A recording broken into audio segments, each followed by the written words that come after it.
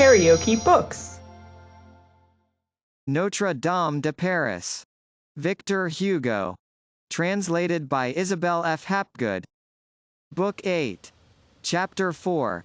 In the Middle Ages, when an edifice was complete, there was almost as much of it in the earth as above it. Unless built upon piles, like Notre-Dame, a palace, a fortress, a church, had always a double bottom. In cathedrals, it was, in some sort, another subterranean cathedral, low, dark, mysterious, blind, and mute, under the upper nave which was overflowing with light and reverberating with organs and bells day and night. Sometimes it was a sepulchre. In palaces, in fortresses, it was a prison, sometimes a sepulchre also, sometimes both together. These mighty buildings, whose mode of formation and vegetation we have elsewhere explained, had not simply foundations, but, so to speak, roots which ran branching through the soil in chambers, galleries, and staircases, like the construction above. Thus churches, palaces, fortresses, had the earth halfway up their bodies. The cellars of an edifice formed another edifice, into which one descended instead of ascending, and which extended its subterranean grounds under the external piles of the monument, like those forests and mountains which are reversed in the mirror like waters of a lake, beneath the forests and mountains of the banks. At the fortress of Saint Antoine, at the Palais de Justice of Paris, at the Louvre, these subterranean edifices were prisons. The stories of these prisons, as they sank into the soil, grew constantly narrower and more gloomy.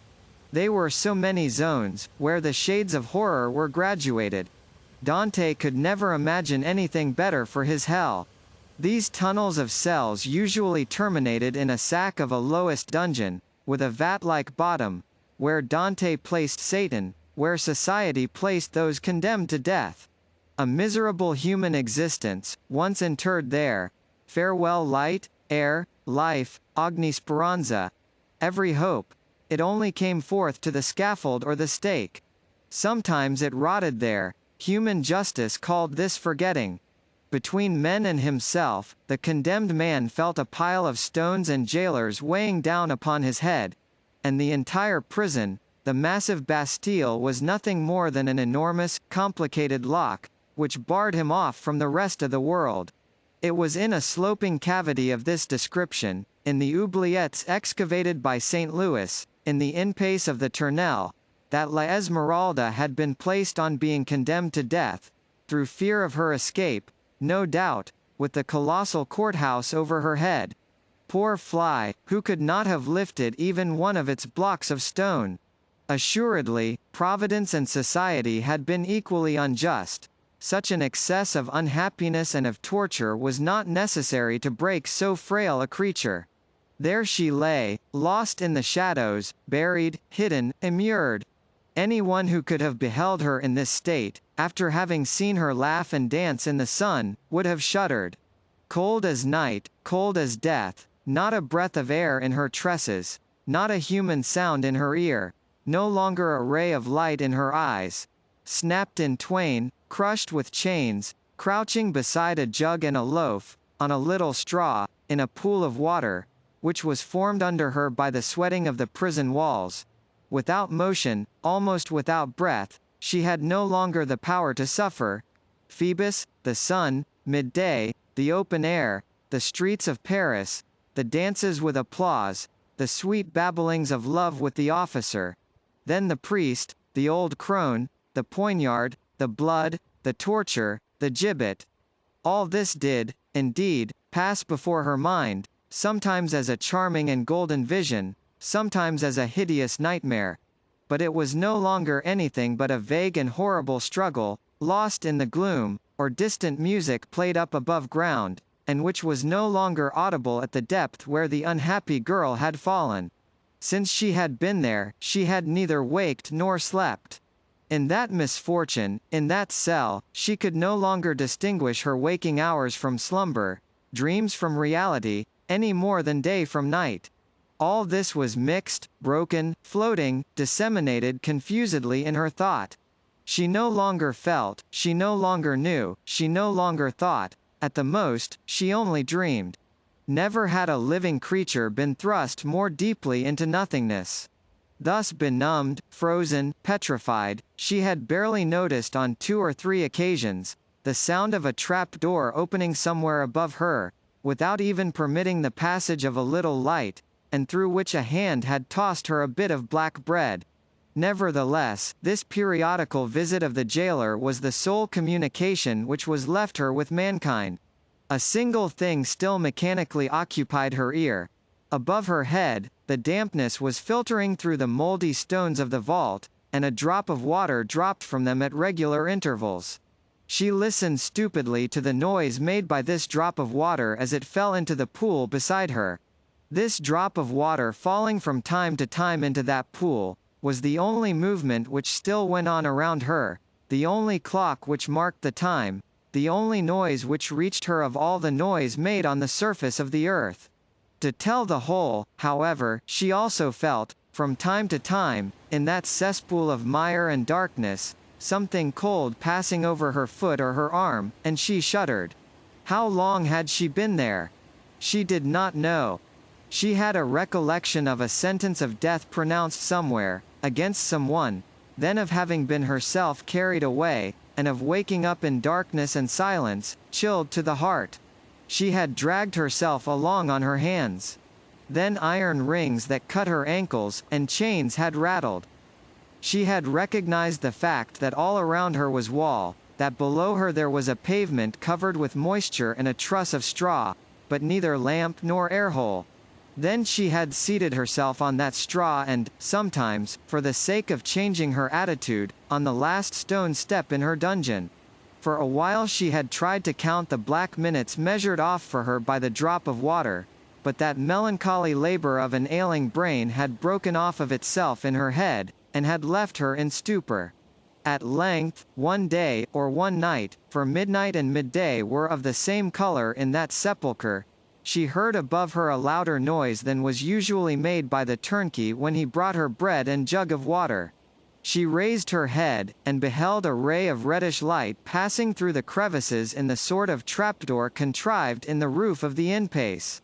At the same time, the heavy lock creaked, the trap grated on its rusty hinges, turned, and she beheld a lantern, a hand, and the lower portions of the bodies of 2 men, the door being too low to admit of her seeing their heads. The light pained her so acutely that she shut her eyes. When she opened them again the door was closed, the lantern was deposited on one of the steps of the staircase. A man alone stood before her. A monk's black cloak fell to his feet, a cowl of the same color concealed his face. Nothing was visible of his person, neither face nor hands. It was a long, black shroud standing erect, and beneath which something could be felt moving. She gazed fixedly for several minutes at this sort of spectre. But neither he nor she spoke.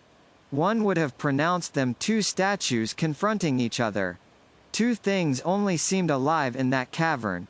The wick of the lantern, which sputtered on account of the dampness of the atmosphere, and the drop of water from the roof, which cut this irregular sputtering with its monotonous splash, and made the light of the lantern quiver in concentric waves on the oily water of the pool. At last the prisoner broke the silence. "Who are you?" "A priest." The words, the accent, the sound of his voice made her tremble. The priest continued, in a hollow voice, "Are you prepared?" "For what?" "To die." "Oh," said she, "will it be soon?" "Tomorrow." Her head, which had been raised with joy, fell back upon her breast. "'Tis very far away yet," she murmured. Why could they not have done it today? "Then you are very unhappy?" asked the priest, after a silence. "I am very cold," she replied. She took her feet in her hands, a gesture habitual with unhappy wretches who are cold, as we have already seen in the case of the recluse of the Tour Roland, and her teeth chattered. The priest appeared to cast his eyes around the dungeon from beneath his cowl. "Without light. Without fire. In the water. It is horrible." "Yes," she replied, with the bewildered air which unhappiness had given her. "The day belongs to every one, why do they give me only night? Do you know, resumed the priest, after a fresh silence, why you are here? I thought I knew once, she said, passing her thin fingers over her eyelids, as though to aid her memory, but I know no longer. All at once she began to weep like a child. I should like to get away from here, sir. I am cold, I am afraid, and there are creatures which crawl over my body. Well, follow me. So saying, the priest took her arm. The unhappy girl was frozen to her very soul. Yet that hand produced an impression of cold upon her. Oh, she murmured, 'tis the icy hand of death. Who are you? The priest threw back his cowl. She looked. It was the sinister visage which had so long pursued her, that demon's head which had appeared at La Falordle's, above the head of her adored Phoebus. That eye which she last had seen glittering beside a dagger. This apparition, always so fatal for her, and which had thus driven her on from misfortune to misfortune, even to torture, roused her from her stupor. It seemed to her that the sort of veil which had lain thick upon her memory was rent away. All the details of her melancholy adventure, from the nocturnal scene at La Falordle's to her condemnation to the Tournelle, recurred to her memory, no longer vague and confused as heretofore, but distinct, harsh, clear, palpitating, terrible. These souvenirs, half effaced and almost obliterated by excess of suffering, were revived by the somber figure which stood before her, as the approach of fire causes letters traced upon white paper with invisible ink, to start out perfectly fresh. It seemed to her that all the wounds of her heart opened and bled simultaneously. Ha! She cried, with her hands on her eyes, and a convulsive trembling, 'tis the priest. Then she dropped her arms in discouragement, and remained seated, with lowered head, eyes fixed on the ground, mute and still trembling.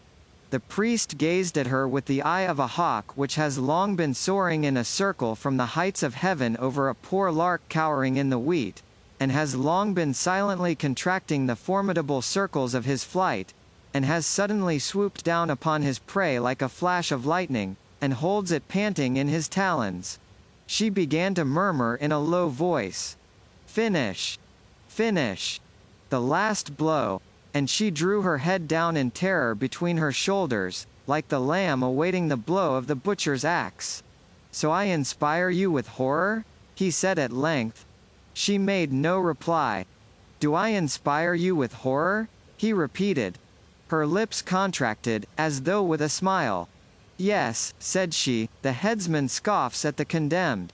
Here he has been pursuing me, threatening me, terrifying me for months. Had it not been for him, my God, how happy I should have been! It was he who cast me into this abyss. Oh heavens! It was he who killed him. My Phoebus!"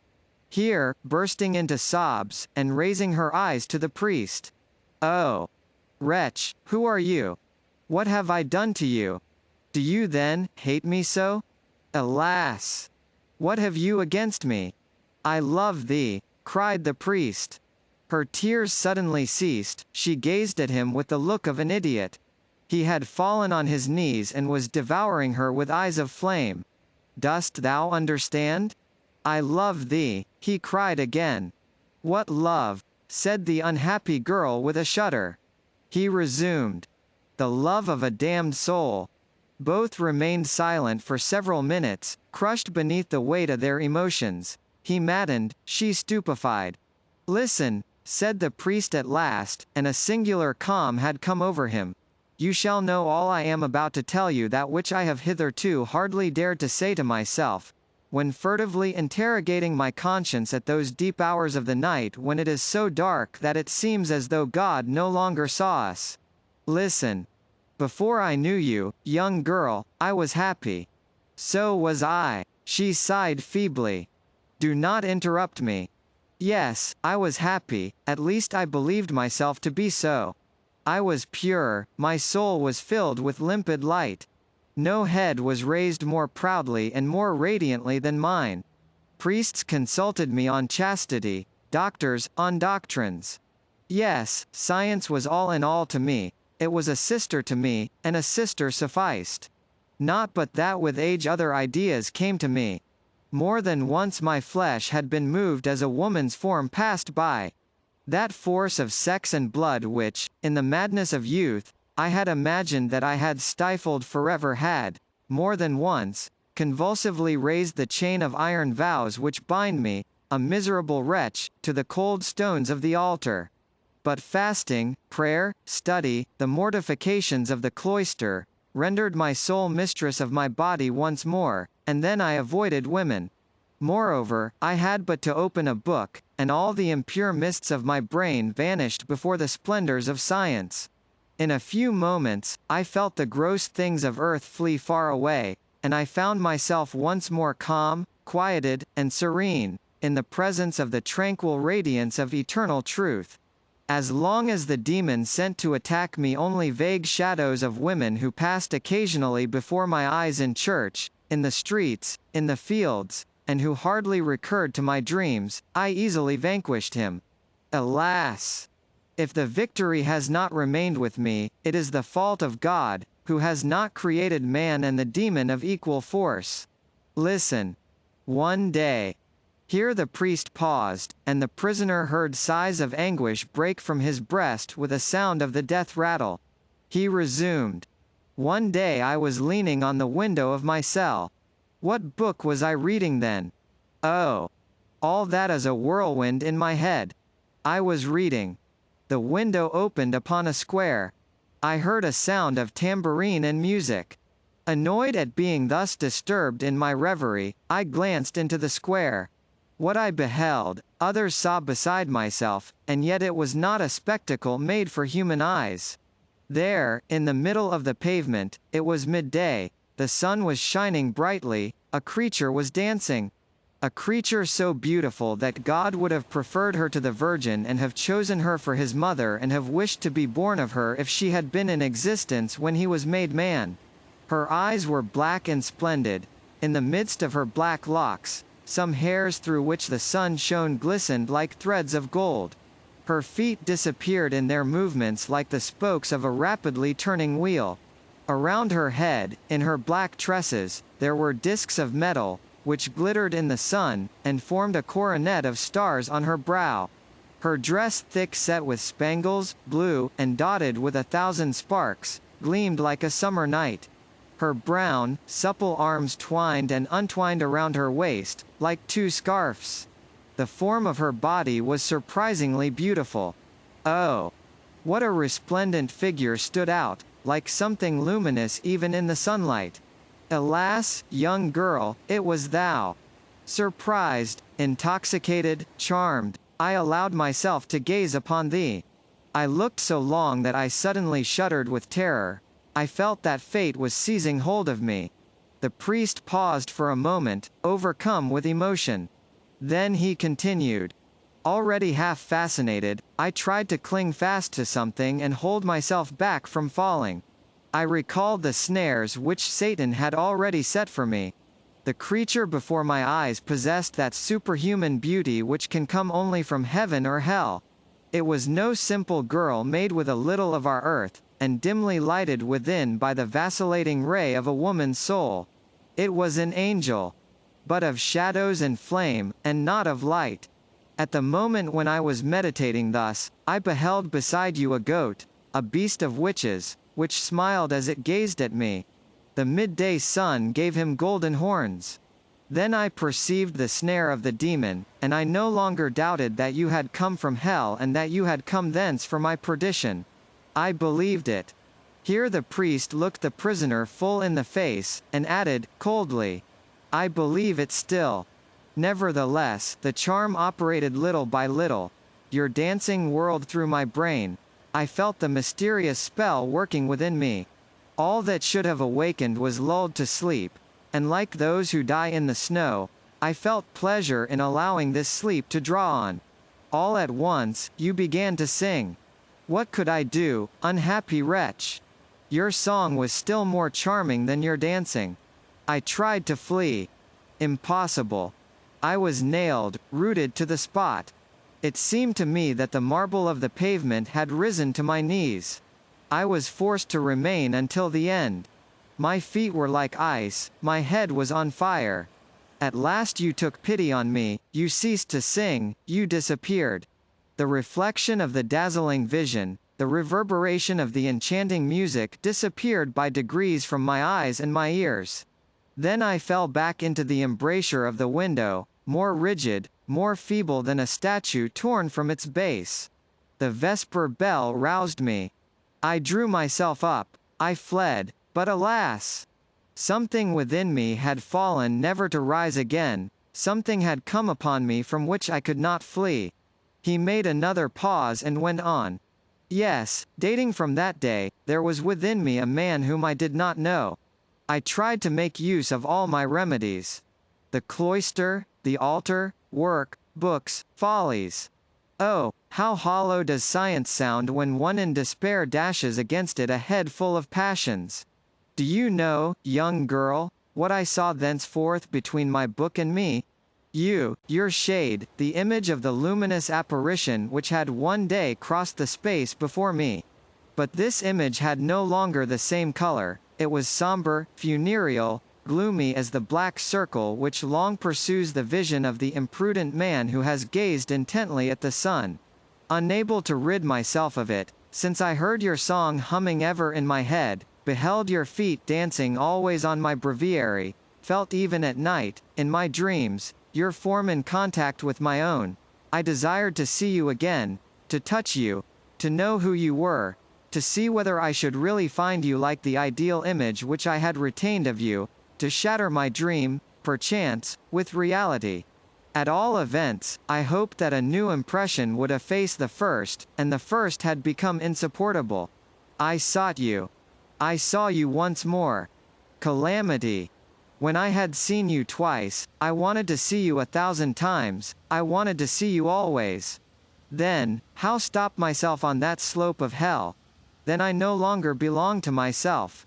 The other end of the thread which the demon had attached to my wings he had fastened to his foot. I became vagrant and wandering like yourself.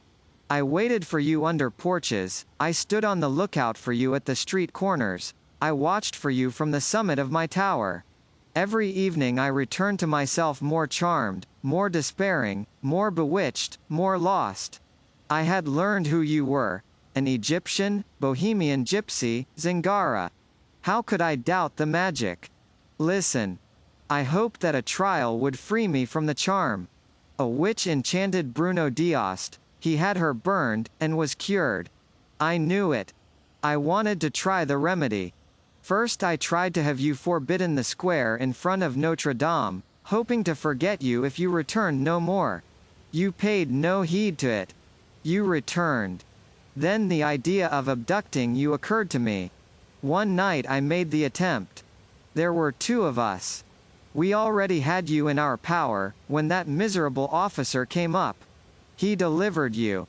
Thus did he begin your unhappiness, mine, and his own. Finally, no longer knowing what to do, and what was to become of me, I denounced you to the official. I thought that I should be cured like Bruno Diost. I also had a confused idea that a trial would deliver you into my hands. That, as a prisoner I should hold you, I should have you. That there you could not escape from me. That you had already possessed me a sufficiently long time to give me the right to possess you in my turn.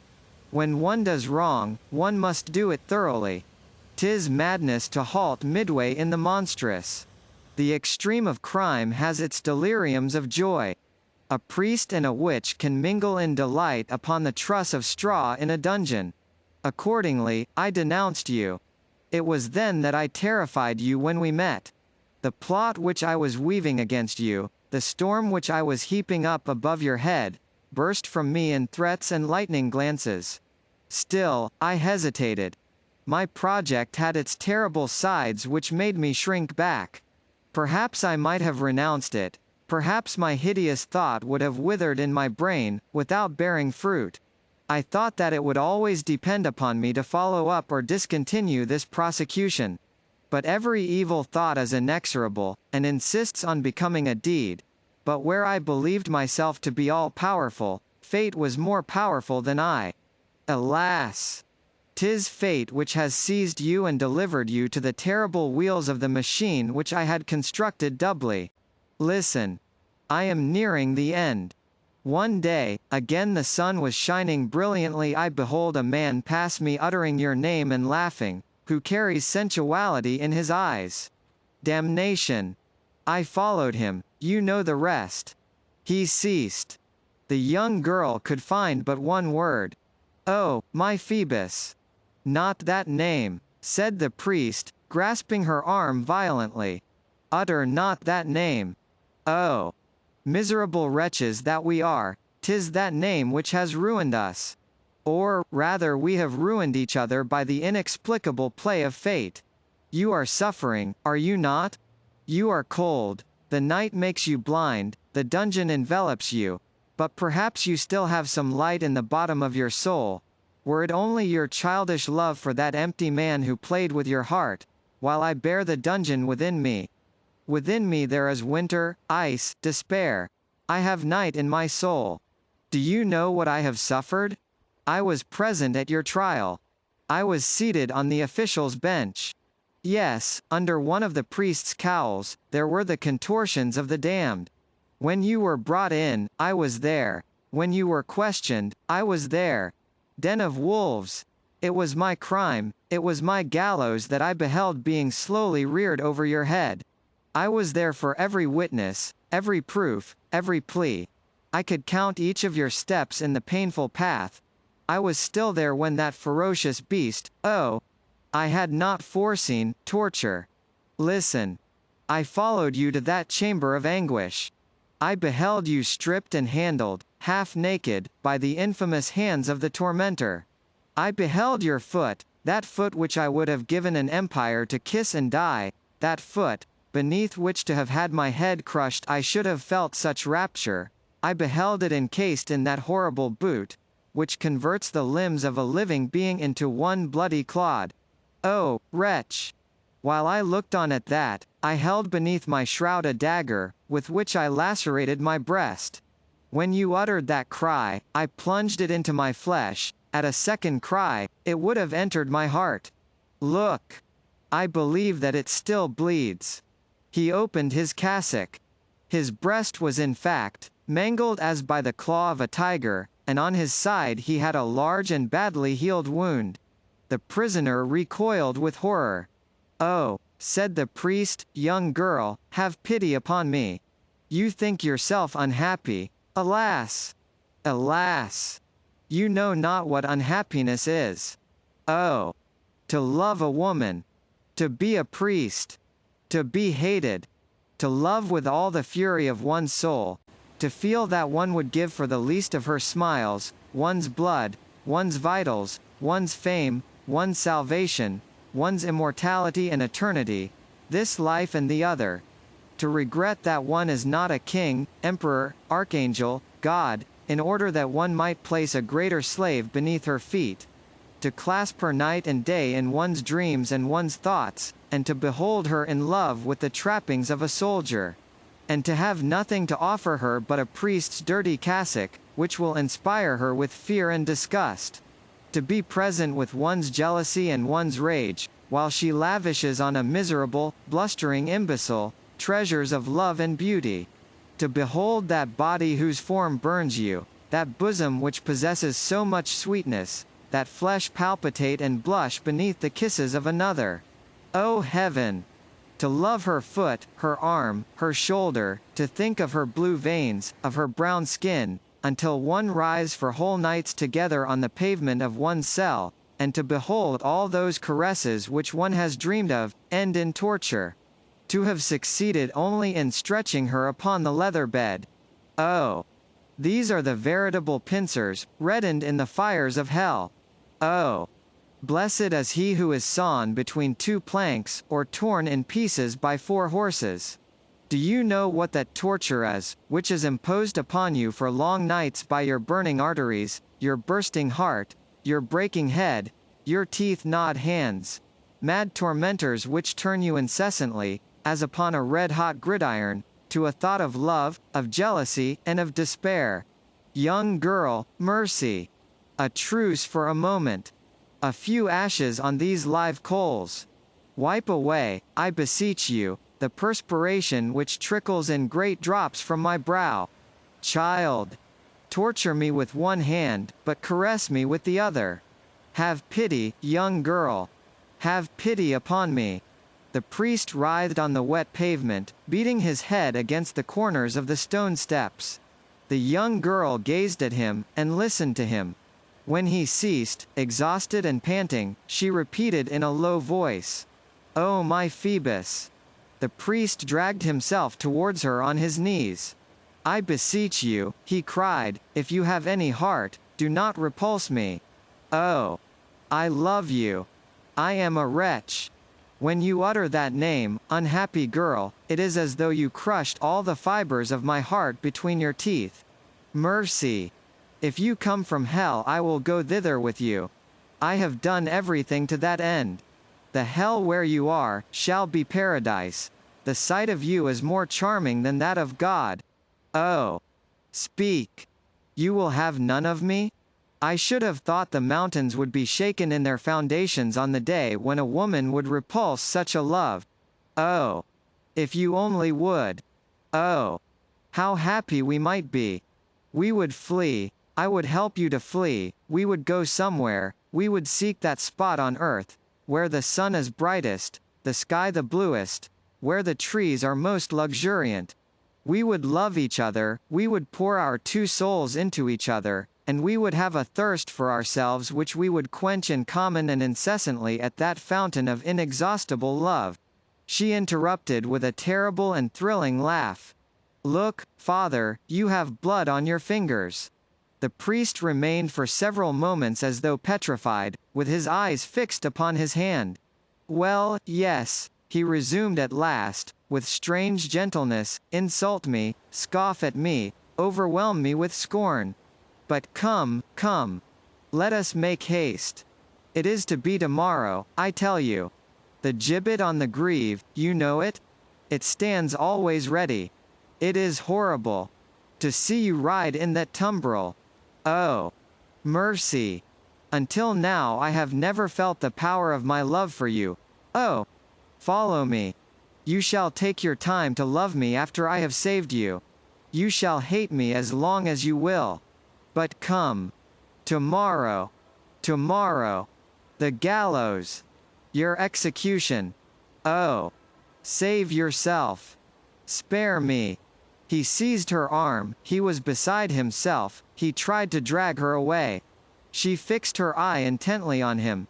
"What has become of my Phoebus?" "Ah," said the priest, releasing her arm, "you are pitiless. What has become of Phoebus?" She repeated coldly. "He is dead," cried the priest. "Dead," said she, still icy and motionless. "Then why do you talk to me of living?" He was not listening to her. "Oh! Yes," said he, as though speaking to himself, "he certainly must be dead. The blade pierced deeply. I believe I touched his heart with the point. Oh! My very soul was at the end of the dagger." The young girl flung herself upon him like a raging tigress, and pushed him upon the steps of the staircase with supernatural force.